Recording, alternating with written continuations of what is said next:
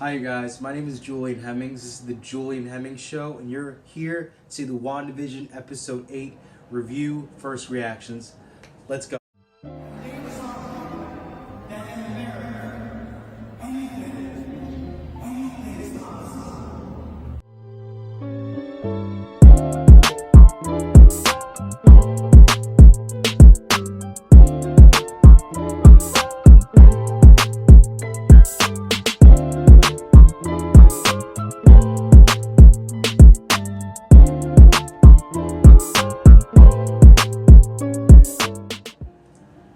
Hi, guys.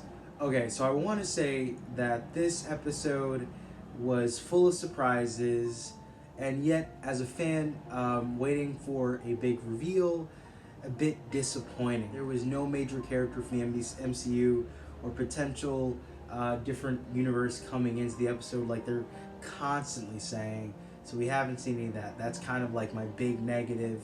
So if you're looking for someone to come in and pop up that you haven't seen before, it's not happening. The character of Agatha is really getting pretty confusing. You start the show opening with Agatha being taken into the woods for what seems to be a Salem witch trial. However, instead of her being burned at the stake by non-witches and wizards, she's being put on the stake by witches for using her powers to surpass the ability of other witches and going past her age limit. The CGI that de-ages Agatha is super impressive, and it's really incredible. You see her origin story. She takes all the magic from all the witches around her and even kills her own mother, taking the gem off of her cape and keeping it for herself.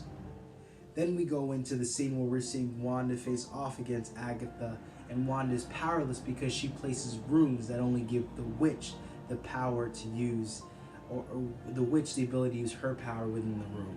So that's pretty interesting. From there, we're seeing Wanda and Agatha face off. This is a really incredible scene delivered by these two actresses, and you're like wondering who's gonna take over who just mentally. Agatha wins because Agatha plays the voices of her children and says, if you don't come with me, your children will not live. And we see Wanda go from childhood to, I want to say young adulthood, all the way to where we see her in Avengers Age of Ultron. So the childhood scene was absolutely incredible.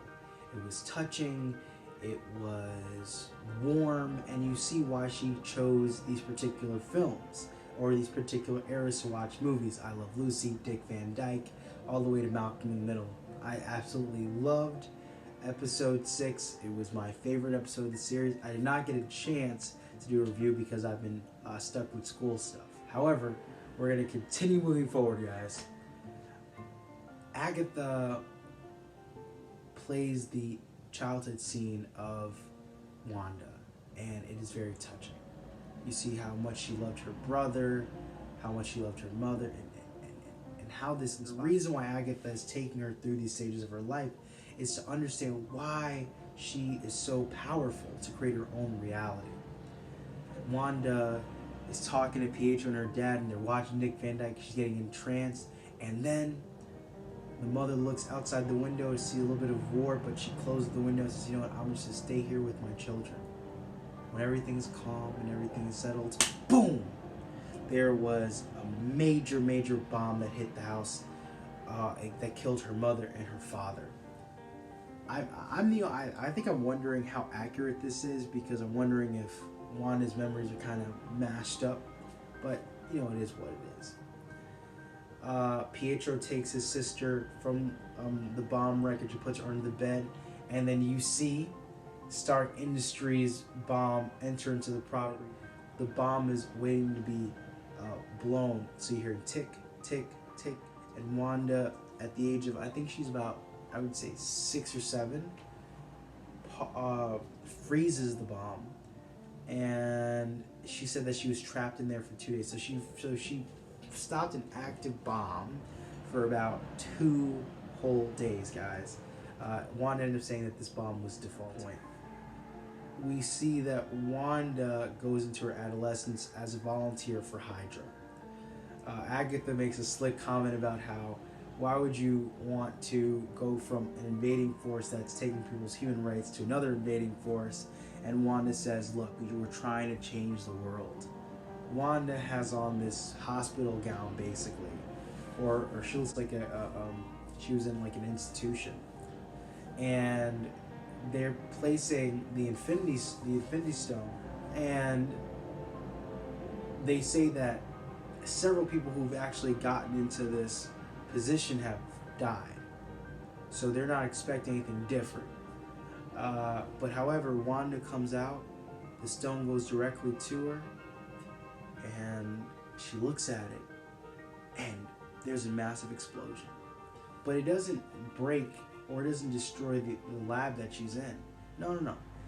The explosion occurs, and she looks at it, and she gets a vision of the Scarlet Witch. However, when the scientists try to go back and see what happened, all they see is Wanda standing and Wanda collapsing. There's a massive jump within the camera, or within the video. So they see her standing, see her going, laying down, standing, laying down. Which another more scene where she is in the Avengers headquarters, and she's watching a movie. I think she's watching Malcolm in the Middle. And Vision comes through the wall, and you get this really beautiful moment where Wanda's talking about her grief, and how she's tired of her grief, and how heavy it feels, how empty she feels. And Vision says, maybe grief is love persevering. And you start to see the warmth and how he's able to heal Wanda's sadness. Then, right, we see that Wanda tries to go into get Vision. And we see that piece of crap agent that's over Sword show Wanda Vision's body, and they're taking it apart.